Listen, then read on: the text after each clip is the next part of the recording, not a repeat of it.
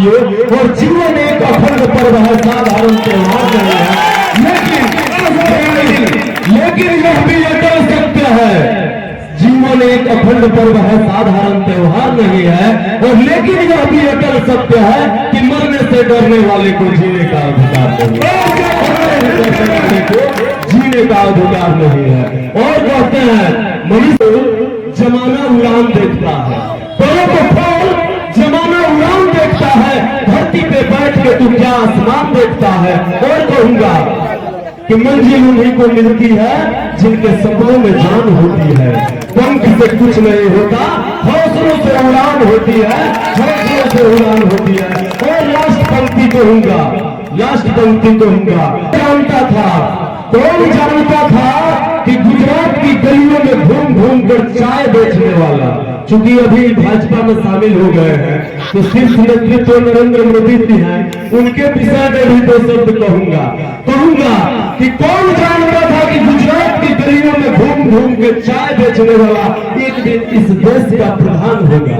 कौन जानता था कि गुजरात की गलियों में घूम घूम के चाय बेचने वाला एक दिन इस देश का प्रधान होगा।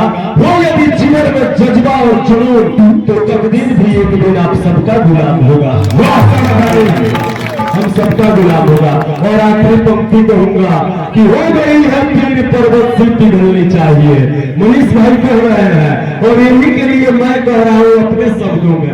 आखिरी पंक्ति कि हो गई है पीर पर्वत से पिघलनी चाहिए और इस हिमालय से कोई गंगा निकलनी चाहिए।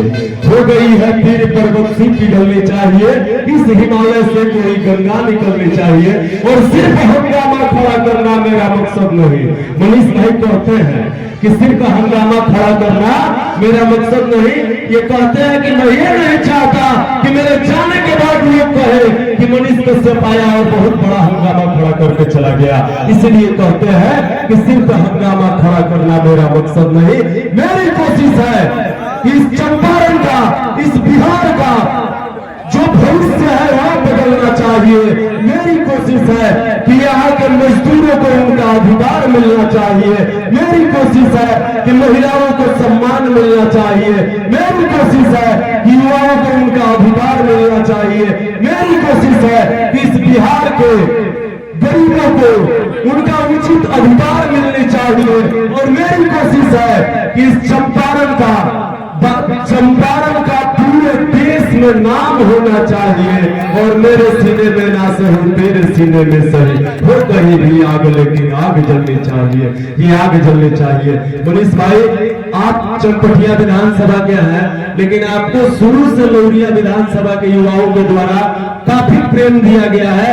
आज भी आप आते हैं तो लगता है कि हमारे सगे भाई मित्र हमारे पास में खड़े हैं और हमारा ताकत दोगुना तिगुना हो जाता है। और आपसे प्रेरणा लेके हम लोग पुनः अच्छे कार्यों में लग जाते हैं। और ये लौरिया क्रांति की भूमि है, पंडित राजकुमार शुक्ल की भूमि है लौरिया।